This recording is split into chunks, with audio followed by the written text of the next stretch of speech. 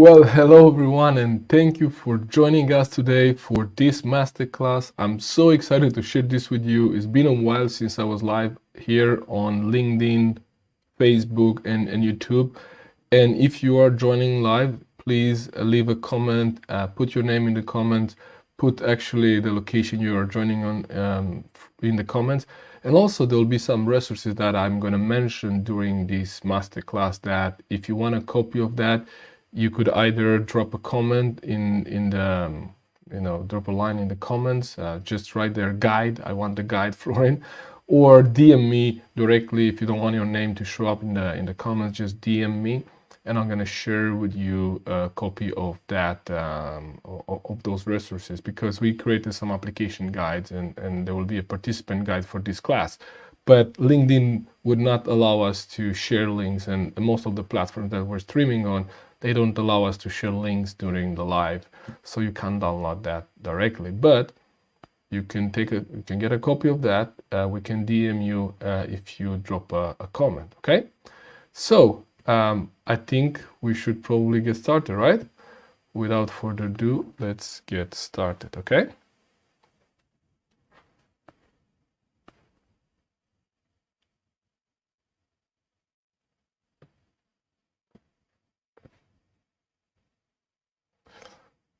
All right. Welcome. Thank you for joining me today. My name is Florian and I'm so delighted to be with you today to share something that I believe it will revolutionize the way you prioritize your time and the way you handle your agenda. Today, what we're going to cover in this seminar, we're going to look at what must shift in your time management approach so that you can prioritize effectively, leading to increased productivity and fulfillment. We can look at how to create a prioritization framework for you using John Maxwell's 3 R's to maximize your daily impact by focusing on what's important. We will also look at how to apply the 80-20 principle so you identify and amplify your efforts, the things that yield the greatest return. And we'll also look at how to effectively navigate your daily demands, ensuring that you have some energy at the end of the day and that your energy is spent on tasks that align with your long-term goals. We also look at how to design your schedule to include margin so that you maintain flexibility and resilience. And we're also going to look at why proactive priority management is more important than the traditional time management that we're used to. And if you are like me, you probably faced some of the challenges of today. You might have things on your agenda that are waiting for you. You might have a to-do list that is getting longer and longer. And if you are a bit like me, then you would like to achieve less, right? To achieve more with less effort.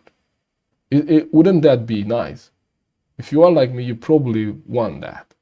And so what I have found is that the biggest problem that we face is that we confuse being busy with being productive. That's one of the biggest mistakes we make. And when we make that mistake, what happens is that we don't put the time where it should be. And so if you're new to me, and a few words about myself, my name is Florin Lungu.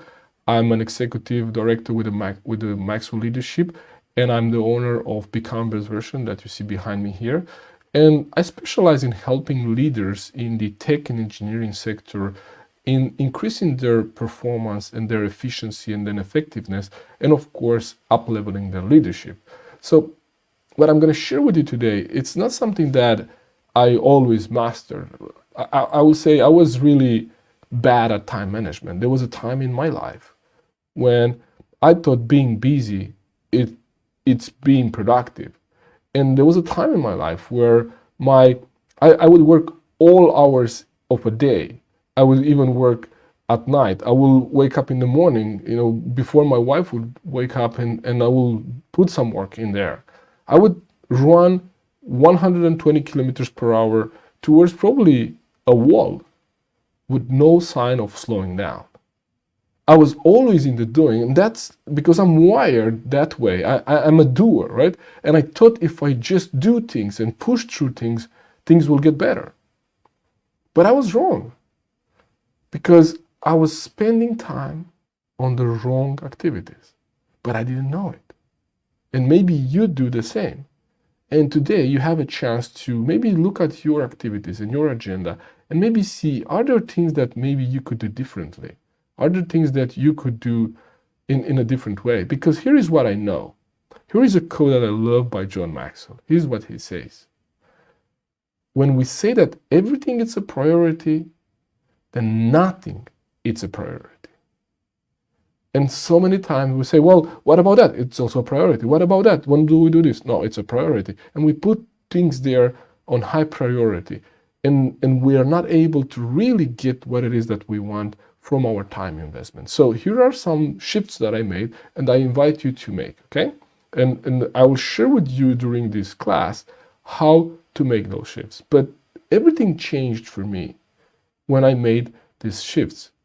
When I started to study how effective leaders do prioritize their activities, when I started investing time in understanding the difference between time management and proactive priorities, when I committed to an approach that focused not just on allocating time to tasks, but aligning those tasks and those activities with my purpose, my vision, and my goal. So I am strategic in my priorities. And the most important thing is that I shift my mindset from the traditional time management to prioritizing tasks that really matter for me. Instead of me trying to manage time, I look at my priorities and my task instead of at the time. Because here's what I know. We can't manage task. We can't manage time. Time is something that we don't have control of. But what we can manage is our priorities and our tasks. So here's what we're going to cover today. We're going to look at how to shift your mindset from traditional time management to prioritizing tasks that truly matter for you. We're going to look at John Maxwell's 3 R's, understanding and applying the required return and rewarding framework to your daily task. We're going to look at the 80-20 principles and how to identify the 20% top activities and the efforts that actually give you 80% of your results. That was one of the life-changing strategies for me when I learned that. Then we're going to look at the urgent and important matrix. You probably have heard about and maybe even use it. And we're also going to give you kind of a bonus strategy, how to make some room for margin in our agendas. So let's get started. What's the foundation for what we're trying to do today? What's the foundation for effective prioritization? Well, the foundation for effective prioritization is understanding that we can't manage time, right? This is one of those mindset shifts that we need to really get. We can't manage time. Although we call activities like this time management, maybe even this class was called that way, well, we can't really manage time. What we can manage, it's our priorities and our activities. So let's look at here the mindset shift that needs to happen between time management and priorities. So if you look on the left, right, the myth of time management, there is an old paradigm saying that time can be controlled. Well, we have found that we can't control time. So what would be a better mindset would be understanding that time is fixed and focus must be fluid. In other words, we should be changing how we focus our time rather than trying to manage time. And we use this wording, oh, if I would have more time, or I'll try to save some time with this. I think I need to better manage my time. No, I think we need to better manage our priorities and our activities. So let's look at the misconception there. This is a very common misconception. We believe that more hours worked equals more productivity. In other words, we believe that we just need to push through. If I would have more time, I would be able to do this and that and that and that. And I don't know if you have a challenge with managing your agenda, your tasks. I don't know if more time is actually the solution. What I have found is that tasks and activities tend to extend to the duration that we allocate to them. In other words, if you allocate 30 minutes for a presentation, then you're probably gonna include the minimum necessary there so you get it done in 30 minutes. But if you allow 1 hour for the same presentation, you're gonna probably spend more time into, the bottom, if you like, 80% of that presentation. That doesn't really make a huge difference. So more time, it's not the solution. How we can approach this differently? Well, we look at doing the right things, not just doing the things right. That's a better approach. Let's look at the results. Like the first method, the time management method, right, gives us burnout, inefficiency, a perpetual cycle of busyness, things that we don't want. And the other method gives us the strategic impact, higher efficiency and balance, because we know where to focus our attention. So we're not trying to manage time, we're looking at what are the activities that give me the greatest return. And I'm going to share more about this in the subsequent principles. Here is another quote that I really like. John Maxwell used this analogy of suitcases. He says that all of our days have the same size. So we could see our days as suitcases. But the thing is that some people are able to pack more in those suitcases than others. Right? So what makes some people pack more and others pack less? Right? That's what we're trying to understand today. And what are some shifts that you could make? Okay? So if our days are equal and of equal size, then how can we pack more? Let's look at the first strategy for priorities here. The first strategy we're going to cover is John Maxwell's 3 R's. And this is a compass for leaders' priorities. What do we mean by this? Oh, well, the 3 R's stand for required, return, and rewarding. And what does John Maxwell mean by that? And what is actually required for me and for you? Well, what is required for me and for you might be different, but each role, even if you're looking at a team manager, project manager, product owner, you name it, spouse, right? Each role has some non-negotiable. In other words, some things that you are the only person who could do that. That's why you're hired, because you are the only person to be able to do this. So those will be our required tasks. Let's look at some of examples of what could be required of us. For example, things that you must do and no one else can do. The non-negotiable, your responsibilities, the responsibilities of your role, things that you can't say you want to do or you don't want to do. And also contractual obligation if you have those. So these are things that are non-negotiable. We call this the required, okay? Now the next category is return, right? What gives me the greatest return? And what we mean by return is the greatest yield, the greatest result, right? So if I focus my time on just a bunch of activities, not too many, but 4 or 5 activities, what would be where I can use my strengths in the best way? Where do I bring the biggest value to my team, to my organization? We call those to be activities that give us the greatest return, okay? So what gives me the greatest return? That's the question we want to answer, right? And so when we look at these, things that bring us the greatest return are the answer to these questions. What are you good at? What do people continually compliment you for? What tasks or responsibilities do your colleague continually ask you to take on? What do you do that brings the most significant positive impact or gets the most value for you and for for the team.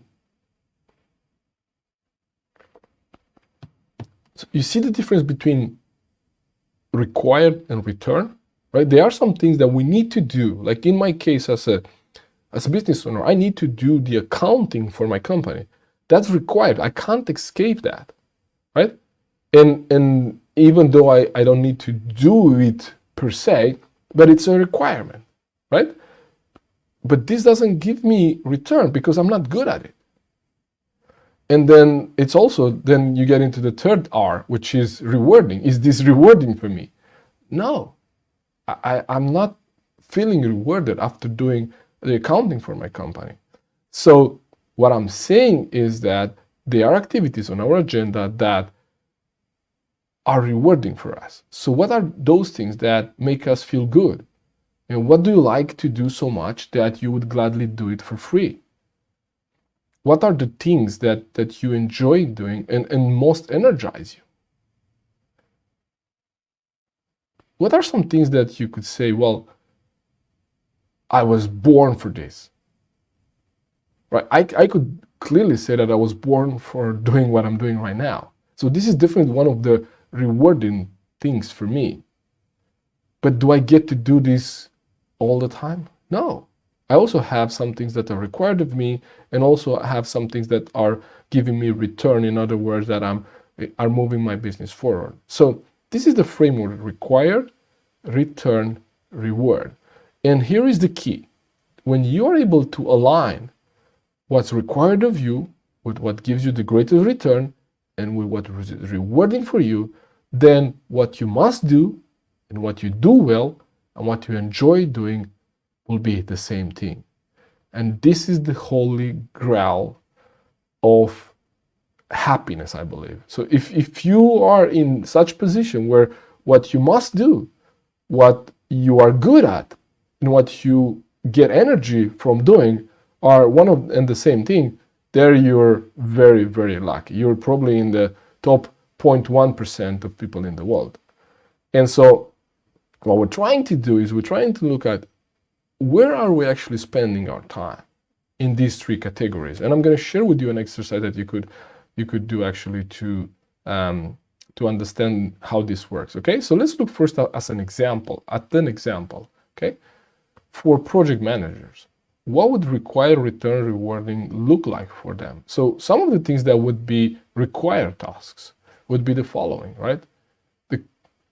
Setting and communicating project goals and objectives. That's the project manager's role, right?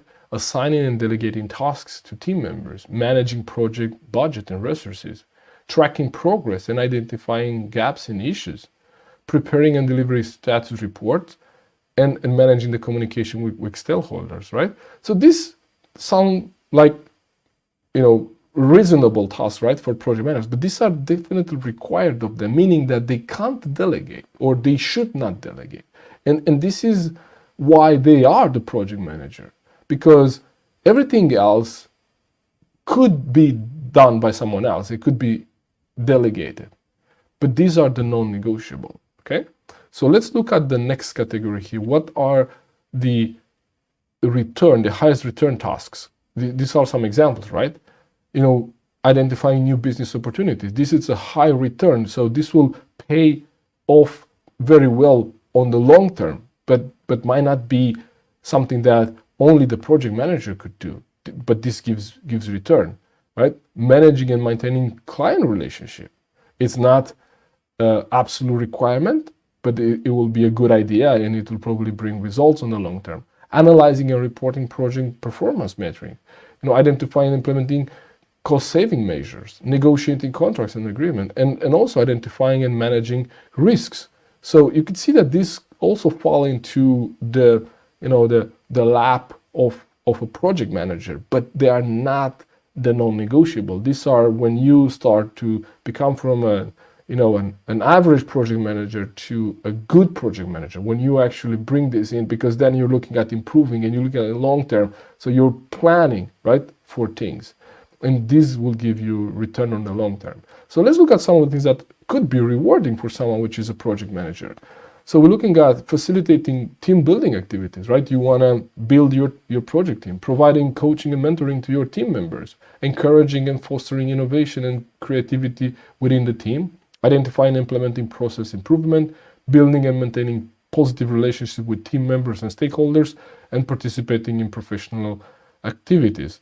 So this could be things that will be rewarding for a project manager, but could they be doing only this? Well, they can't, because there is the required, which is they absolutely have to do it. Okay? I hope this makes sense so far. So let's look now at the, what this list looks like for a team member, right? We look at a project manager. Now we're going to look at team manager or a leader. Okay? So some of the required tasks for leaders. This is probably from our research team. I think we probably need to update this one here, but definitely rewarding is mentoring team members and on personal development and career growth. If you look at the return tasks, right? Developing a strategic plan for the team quarterly objectives, implementing new technology that increases team efficiency, training team members on advanced project management and techniques, negotiating contracts with vendors for better rates and services. So these are things that gives great return to team leaders, but that's not required of them. And things that will be required of them are things like appraisals with their team, performance review with their team, one-on-one discussion with their team, coaching their team. Those things are required. Those things are non-negotiable for leaders, right? So when we look at the leaders' tasks, right, those will be required. But then when we look at what gives them return, will be these kind of things. And these are building the future of the team and building the future of the organization, right? So training the team, implementing new technology, as you see, investing in team training and skills that are relevant to the company, building your professional network, and also things that give rewards to a leader, like mentoring people one-on-one could be something that you feel is rewarding. I definitely feel that's a rewarding activity. So you might feel the same, right? Then leading successful product launch. You've been involved in the concept of that product, but you don't necessarily need to do that, but it's a rewarding activity. So you might want to go and involve yourself in that. And that's a challenge, right? Are we choosing to do mostly the things that are rewarding and we're not spending enough time on the things that are required and gives us the greatest return? So you see other things that could be interesting and rewarding for leaders, like organizing team building activities and recognizing and celebrating achievements in the team. So these are things that could be rewarding for leaders. So where do we get with this? Well, how do we apply this to your activities, to your agenda? Okay, so we included this in the participant guide. And here is how you apply the 3 R's rule. You list all of your responsibilities in a table like this, and we included this in the participant guide. And you could download that worksheet and list your responsibilities, right? All of them. Then you start rate those responsibilities in the column that you see required or requirement, return and reward. And you rate them with the scale that you see here on the screen. So you rate an activity with 3 if it's a high importance. If it's on the requirement scale, probably it's a non-negotiable for you, so it's very important for you to do that. Then on the return, if it gives you a high impact, moderate impact, or a low impact, or return. And then on the reward, if it's very rewarding for you, so it's a high reward for you in doing that, if it's a moderate reward, or if it's a low reward. So you list your activities in the second column, and then you rate them. So in this case here, we rated this example of activities. So for example, conducting performance evaluation. This is a 3 on the requirement scale because this is something that only the team leader could do. But it's also rewarding. So it's also it gives a lot of return as an activity, right? Because you spending time with your team and then you monitor performance. And for this leader here, in this case, we also feel it's rewarding. So this gets this activity a score of 8. Then we analyze the next activity and we rate it. Okay, so organizing team building retreat. This is a high return activity, but maybe it's not rewarding for this leader to actually spend time doing that, and it's not a requirement. So this gets a 5. You get idea. So you rate your activities in these 3 aspects, and then you have a score on the column on the right, and then you rank your activities in which order should you do them based on the score. So now my conducting performance evaluation becomes my activity number 1, and then my activity number 2 will be actually training team members because it also score 8, and so forth and so and then the third activity will be mentoring a new team member because it score 7. So this is available for you to download in your participant guide together with this course, and so you can use that method to analyze and rank your activities. So here is a code that really resonates with me, and I think it summarizes this very, very well. The reason why most major goals are not achieved is that we spend our time doing second things first.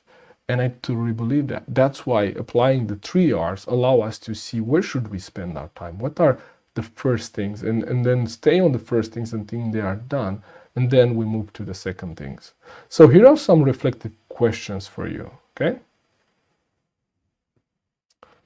To what extent, after doing the exercise, your daily activities are aligned with the ranking that you got? And how much of your time do you spend on the top ranked activity? Now here what we're doing, we're comparing our current activities with what we should spend the time on. So if we apply the 3R method rightly, then we got a ranking of the activities that we should spend time on. And so now we're comparing that with our agenda. What did you learn by doing this exercise? And what adjustments do you commit to making to align your priorities?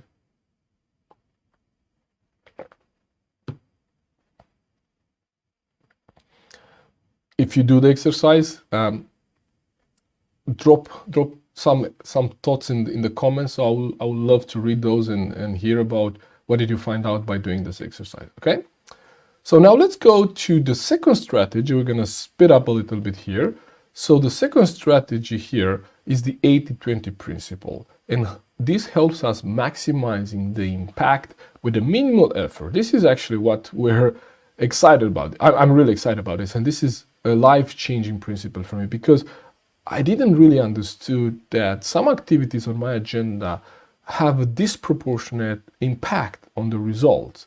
And the Pareto principle, or the 80-20 principle, states that 20% of the activities give us 80% of the results.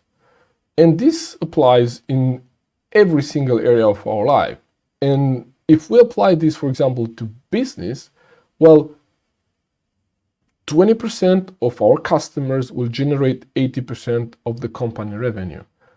In a time, of course, that's the first thing that we're looking at.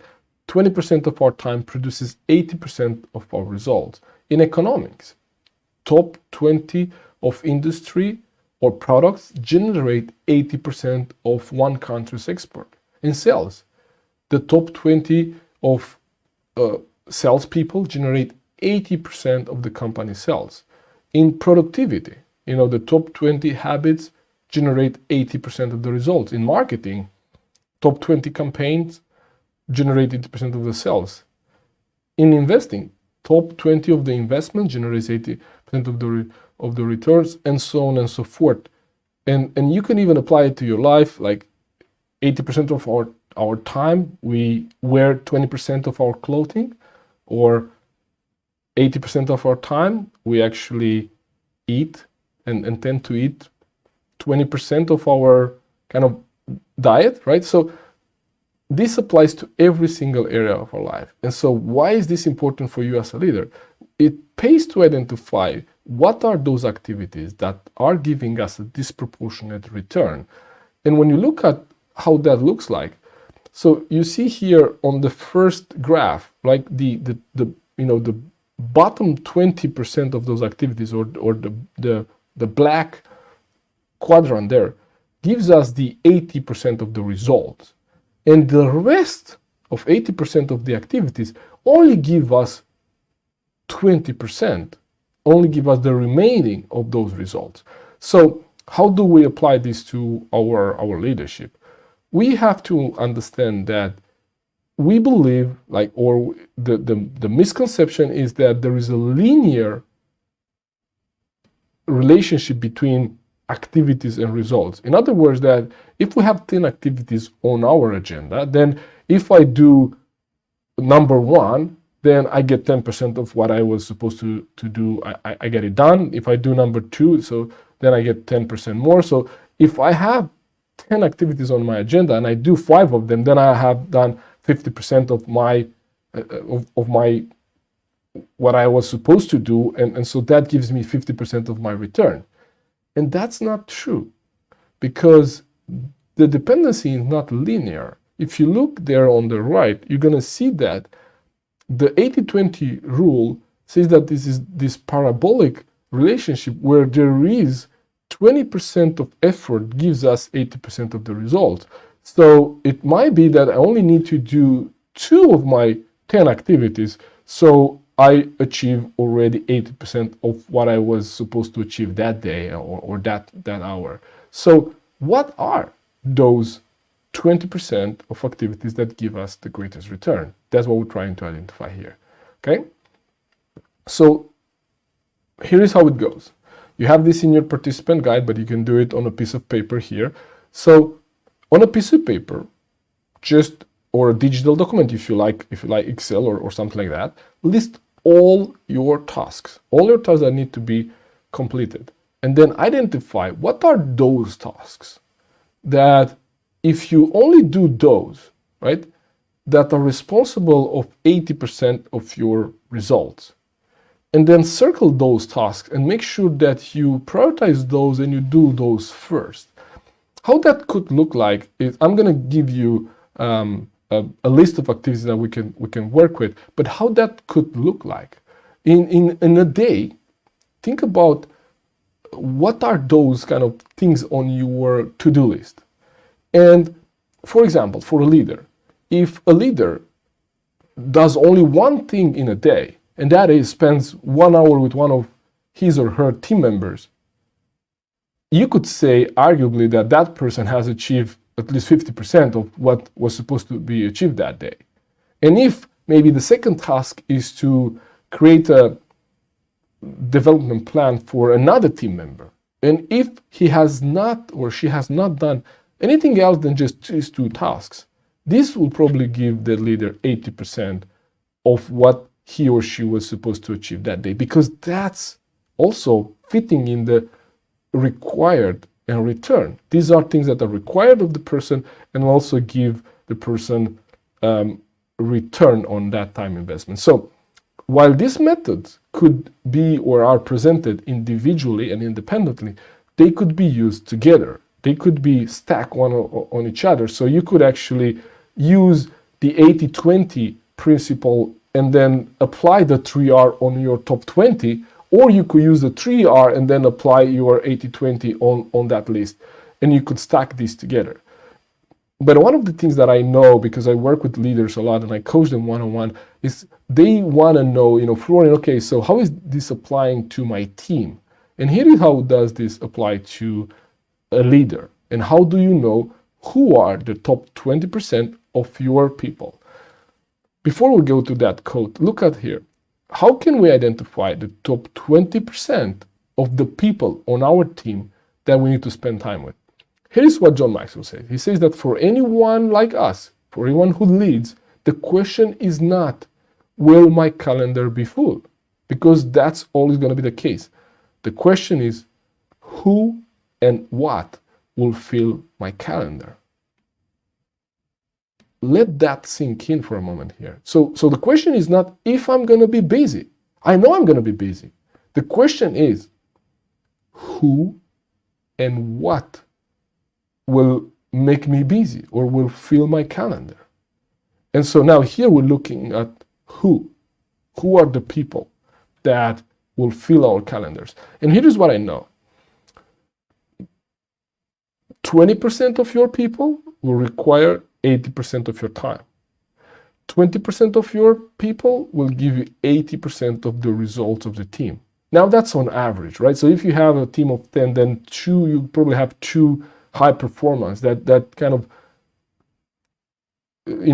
they are pushing the boundaries and they are achieving and they are creating opportunities for the team, and the others contribute to that achievement, right? So it pays to know who are the top 20% people, because here's what I know. 20% of your people required and will ask for 80% of your result, of your time. But those 20% that ask for your time are not those that should get your time. What I mean by that is that I like this analogy with the family, like the bird the early bird gets the worm, the child that makes more noise gets more attention, gets more food. So also if you look in the animal kingdom, is the same. Like the animal which is more vocal, which is more active, they get more attention. And it doesn't mean that they should get more attention. And in the team setup, you would have the people that are the complainers, the people that need more support, that always have challenges and they come to you and ask for your time. And as a leader, it's very difficult to say no to them. So what we're doing is actually we're saying yes to the people that are most demanding.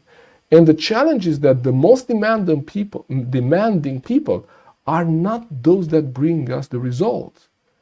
So here is the exercise I will invite you to do in order to identify who are the people that give you the greatest return and where should you spend your time. How do you apply the 80-20 to your team and to your people, okay? So it goes like this.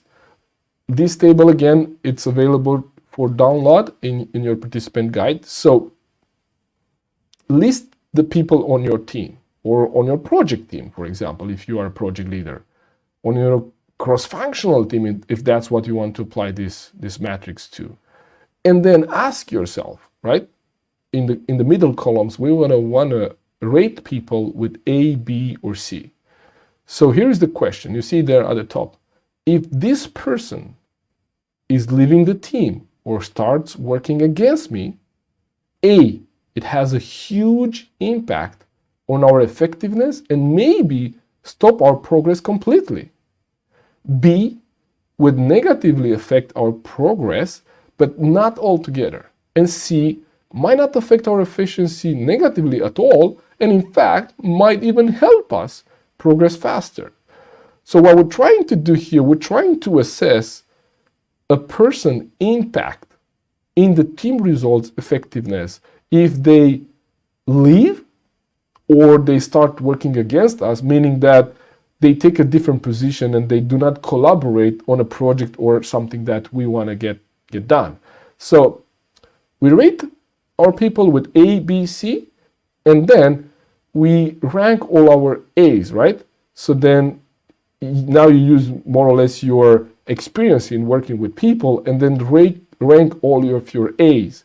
And so in the third column, you put 1, 2, 3, right? So, okay, between my A's, right? Who has the most impact, right? And then who has the second most impact, and so on and so forth. So you rate your A's, your B's, and your C's. And then you put a priority number on them, right? Based on, right? Maybe for you, the top B, it's higher priority than your third A, and that's okay, right? But you kind of now you have to use your experience of your team. But what this framework helps you do is to identify what are the top 20% people on my team that if they work against me or if they quit are going to impact us the most. And then that's where you spend your time. Because here's what I know. Those will not be the most demanding people on your team. They're probably not going to be that vocal, meaning that they're probably not going to get a lot of time. Because you say, well, I don't need to spend time with Yuan. He's independent. He knows how to do work. But that's exactly where we're making a mistake. Because we should spend and invest 80% of our time with our top 20 people. The worst thing we do exit interviews. And that's a bad time to ask for feedback or spend time with people. When someone like a top performer is in the exit interview, they already made a decision, they already have a job, they signed a contract somewhere else. So it's too late to do that then. So identify who are the top 20% of your people and spend 80% of your time and resources. What I mean by that is training budget. You might want to offer one-on-one coaching to these people. And I know, I work with organizations and many times the people that I coach, the middle managers that I coach, are those that first ask for help, and secondly, their section or department manager, their upline, has identified that they might need some help.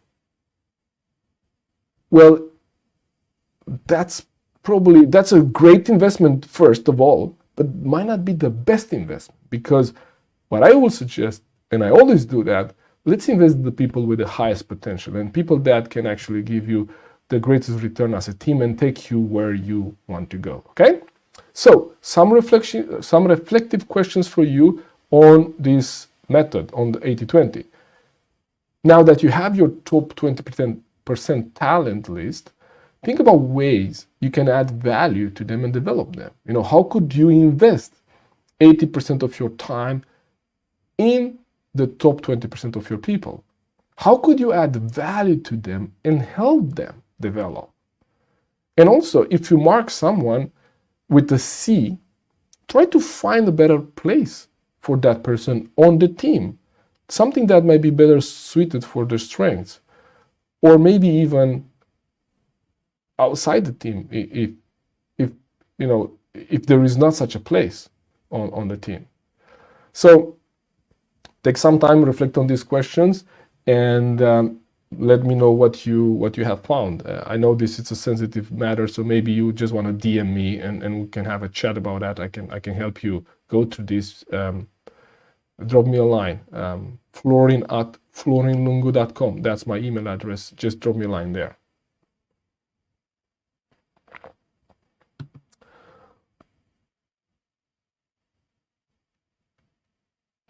All right, so let's go to the next one here. Strategy number 3. We're gonna go through these ones too, and I know I have some valuable things, so stick with me, stay with me here, okay? Perfect, let's go. Strategy number 3, the urgent and important matrix.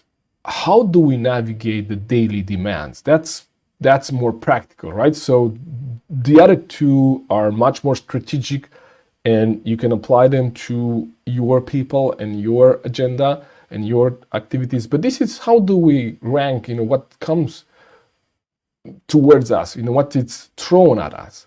And here is the urgent and important matrix. I think you probably have, I've seen it before, you definitely know about it, but let's just remind ourselves, right? So what this urgent and important matrix or the Stephen Covey matrix says that there is usually 4 quadrants in which we can categorize our tasks. And if we start at the top, right, we have urgent and important, then we have non-urgent and important, then we have urgent but not important, and then we have not urgent and not important. So this allows us to categorize the activities and the tasks that we get in our inbox, on our agenda, things that we add there or things that come to us based on their urgency and importance. And here is where this gets tricky, because urgency and importancy are two different aspects, and we sometimes confuse them.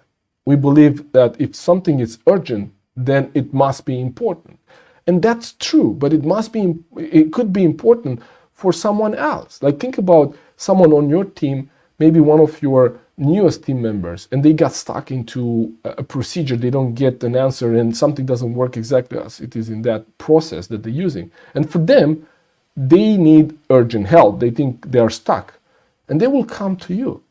But they are one of the 10 people on your team, and maybe you have 5 or 6 requests from other team members on much critical aspects of their deliveries. And so now when you rank that, it might be very urgent and even important for that team member, but might not be that urgent and important for you. So when we're looking at urgent and important, we're looking, is this urgent and important for me? And I compare this with my 3R list, right? Is this required of me, right? Is this giving me return? And also, is this rewarding? Like, sometimes I take things and I do things just because I like to do them, not because they are required of me or because it gives me return. So it's good to acknowledge, if we accept something, is that important, is that urgent, and is that important and urgent for us, okay? So let's look at how do we do that. Normally, we spend a lot of our time in the left quadrants, in the urgent and important and urgent and not important, because we tend to put first things that are urgent, right? So many times we equate, as I mentioned, urgent with important. But we should not spend time there. Where we should spend our time is actually in the top 2 quadrants. We should not actually care about things that are not important. And I'm going to give you some ideas what to do with that. But we should not care that much about those things, and we should not spend time there. Ideally, we want to spend our time in the important quadrants, okay? So here is what you do with the different activities. The things that are in the urgent and important, these are the things that you do first. Then the things that are here in the non-urgent but important in Q2, then these are the things that you schedule. Because when we have things that are important and we don't schedule time for them, and then the deadlines are approaching, that's when they also become urgent. So something is in Q2, so it's important, not urgent. And the closer you go to the deadline, they jump into Q1, where they become also urgent. So if we're scheduling our time well, based on the previous methods, we should not spend a lot of time in Q1, urgent and important. But if that's the case, then we do those things first. Then we want to schedule the things that are important to us. And then everything which is in the bottom 2 quadrants, we either want to delegate the things that are important but not that are urgent but not important, and the things that are not urgent and not important we should completely eliminate. How does this look like? How do we apply this to our agenda? Here is how we do it. So again, this is available in your participant guide. You can download this and do it. But here's how we do it. We list our activities, and there is a table that you could fill in and list all of your activities. And here I just took like 4 activities as an example. This is from a team leader, to-do list. And we assess these activities. First of all, are they urgent or not urgent? And so we say dealing with sudden resignation of a team member, that's definitely urgent. And that's also important. So this will fall into Q1. And then the action that we're going to take is do this first. Then we're going to look at the second one. This is, I just put them in order, but this happens to be strategic planning for the next quarter, right? So this is not urgent. This is important. So what do I do with this? I schedule time on my agenda. So I make sure that this is done by when it should be done, so it doesn't become urgent, okay? Some last minute preparation for the department meeting. Well, if I can delegate this, it's urgent, but it's not necessarily important, meaning that I might be able to delegate it to someone else. I might be able to ask a colleague that is participating to do that for us, or I might be able to delegate this to a team member. Okay, so we try to delegate those things that important. Here you could also equate it with required or return. So if you look at the previous 3 R's matrix, you could see that things that fall under important are either required or give us the greatest return. Thus, they are important, okay? And then you have some trivial activities like, you've been invited to a meeting, you don't know exactly what's expected of you, no clear agenda, and you don't know exactly what your contribution is going to be. So you just say no to that. You don't accept that invitation. So that's a framework you use. And if you would list kind of the activities we looked at earlier, they will fall in these 4 quadrants in this way. So things that will be urgent and important, like client's concern. This is for the project manager, right? A team conflict, for example, that's urgent and important. A critical software update, dealing with the sudden resignation of a team member. So you see here, the urgent and important things are also things that are required and give us the greatest return. The greatest return things also fall into the second quadrant, which are not urgent, but are still important. And then you could see some things that could seem to be urgent and important, but they're not. And these fall into Q3 and Q4, okay? All right, so some reflection question for you on this principle, and we're gonna go to the next one too. So here is some questions. Very good question. In which of the quadrants do you spend most of your time? How much time do you spend on your top 20 activities? What did you learn by doing this exercise? And what adjustments are you making to align your priorities with your goals? Again, there is plenty of space for you to take notes in your participant guide, and I invite you to do that. Okay, so let's go to the fourth strategy. The fourth strategy, it's a caveat. This is a bonus strategy. This is making room for margin. And actually what we're trying to do is planning for the unplanned. And this is, again, one of those things that has been a game changer for me, because I used to book my calendar like with back-to-back meetings, and I didn't even have the time to take a toilet break. Like, I needed to maybe have some water or visit the toilet. I couldn't even do that just because I had meetings after meetings after meetings after meetings. And so, and because I was also overly optimistic of how much I can achieve. But something that I learned, again, from my mentor, John Maxwell, that changed everything for me is when I added 20% of white space on my calendar. We call this making room for margin. In other words, you need some margin. Things are not going to go the way you plan them. Things are going to get delayed. People are going to be late. You're going to be, hostage in a meeting or in a conversation, or you're going to need to tend to urgent things. And you need some space and you need some buffer, okay? If you think about the previous exercise, then if you have planned your Q2, and then there are urgent things that are also important that come to you, and if you have no buffer, how are you going to do that? Then you end up delaying what was already planned. So everything becomes urgent and important. So that's why if we do our planning right, then we allow some margin in our calendars. And here is how that looks like. Why do you want margin? Here is some benefits, right? That margin allows us to improve our self-awareness. In other words, it allows us for some time to think. One of the principles that I apply when it comes to a meeting with a client, a meeting with a prospect, or maybe a meeting with a leader that I coach, I allow 15 minutes reflection time at the end of the meeting. Usually my coaching calls are 45 minutes. The reason why is 45 minutes because I know maybe my client has a meeting after my meeting. And I know that if we don't allow that little break, that they just have a few more minutes by themselves after the meeting is done to reflect on what did they learn, what is some action they want to take after this session.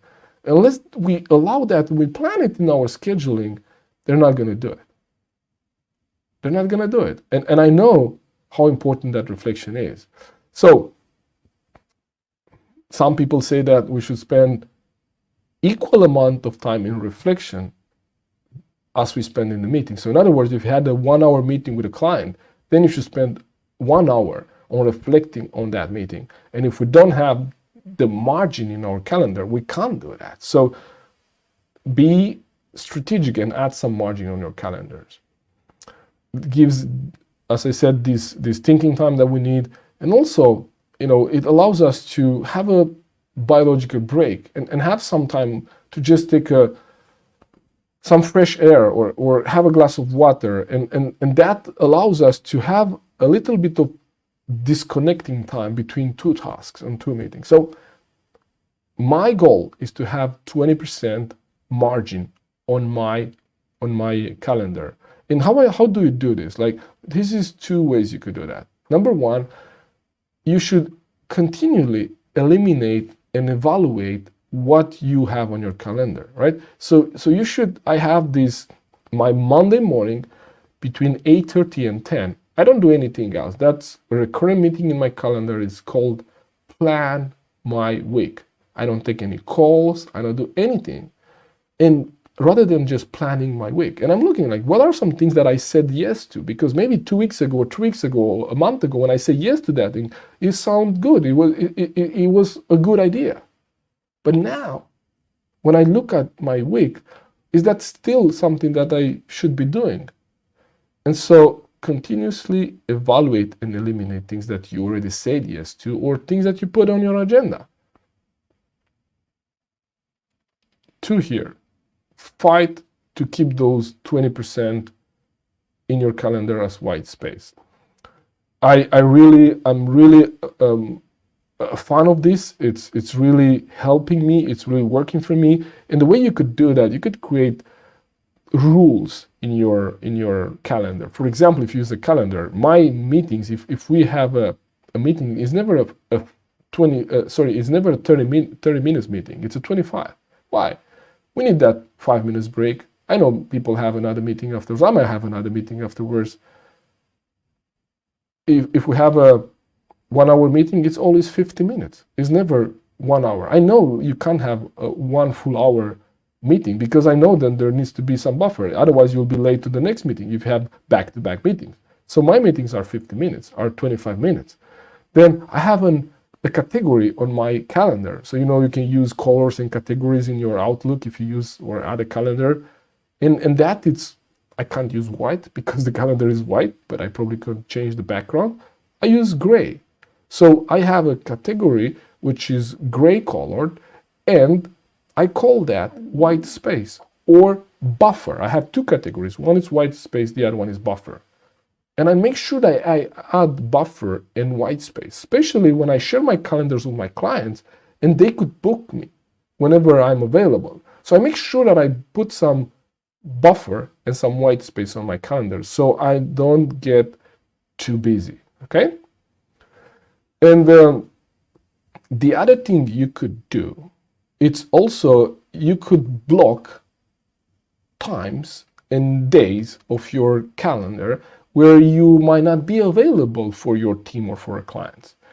For me, Monday and Tuesdays are the days that I don't tend to take calls. So if you are in a one-on-one coaching program with me, you probably notice that Mondays and Tuesdays are not available for me, unless there's a week where I travel Wednesday, Thursday, Friday, and the only slots available should be on Monday, Tuesday. Otherwise, I keep those for the activities that are giving me the greatest return, but they are not urgent, that I need to plan for, right? My content creation and creating this course. So you could do that, okay?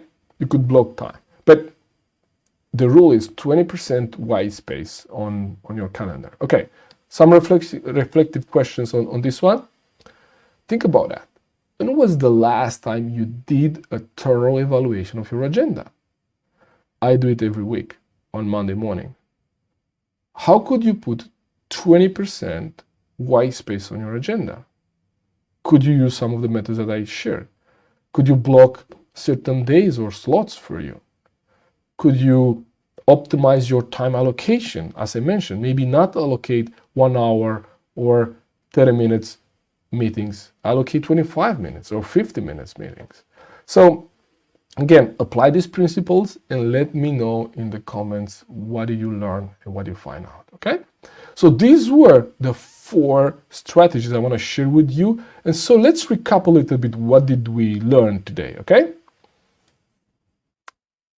So the biggest shift we have to make is that we should not confuse being busy with being productive. They are not the same. And I hope through this course you really learn that there is 2 different things, okay? And also urgent and important, they are 2 different things. So we have to make sure that we understand them well and we apply them well in our agenda. So we look at making that shift. Then we look at the different models, right? We look at John Maxwell's 3 R's and understanding that there are activities that are required, there are activities that give us return, and also rewarding activities. Then we look at the 80-20 principles and identifying what are the top 20 activities and also the top 20 people on our team that we should be spending time with. We look at the urgent and important matrix, and we look at how could some things could be urgent and even important for other people, but might not be urgent and important for us and our goals, and how to not allow that to derail us from our achievement, because many times people ask for help and we want to help and we help, but that's in the detriment of achieving and doing our things. And then we get overwhelmed, because when everyone went home, then we have to spend 2 or 3 hours in the office to finish our work because we spend time helping other people. Now, I'm not saying not help other people, but is that something that is required of you and it gives you return? And most, is it rewarding, right? So critically important. And then making room for margin, putting things on our agenda there, like white space or buffer time, so you have some breathing space for you, okay?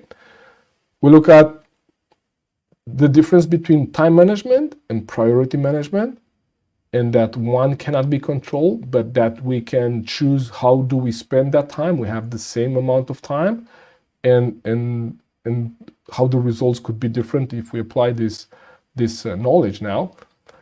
And I like to leave you with some of these quotes that I really like and resonate with me, and think about that. Like, if we're not achieving the things that we want to achieve and some of the major goals, means that maybe we're spending time on second activities or things that should be second on our list.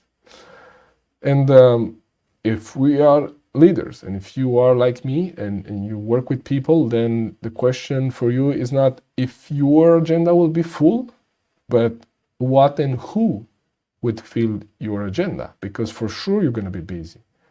And I know the leaders that I coach are busy, but they also take time to analyze who and what makes them busy, okay? So this is what I want to share with you. Thank you so much for joining me on this lesson here.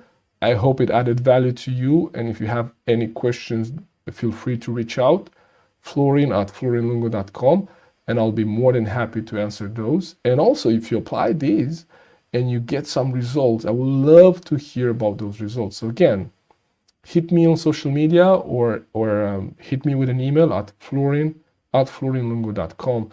I'll be more than happy to be a thinking partner for you on those things, but also to learn how are you applying these in your life, in your business, and what are you out there learning, okay? So that was it. For those of you who are live here, I can take some questions or some, maybe I have some answers for you, but I can take some questions. So if you have questions and you put them into the chat here, I can go through those, or if you have Anything you want me to expand on or something that resonated with you, I'll love to read your comments. I'll love to hear that from you. Thank you, Missy, for being true support for me on these lessons here, on these seminars.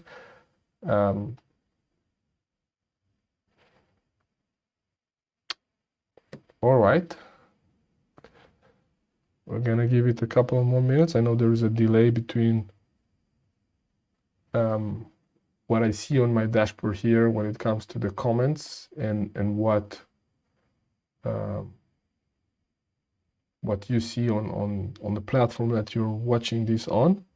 So I'm gonna be here for a couple of more minutes, and if there is questions, then I'll be more than happy to answer those. If not, then I want to thank you again for joining me today, and I hope this added value to you. And if you felt that this was valuable and you know people that might benefit from learning this or watching this or seeing this, well, share this with them. I'll be grateful for you if you do that. Okay? So if you have any comments, any questions, anything you want to add or ask about, drop those in the comments.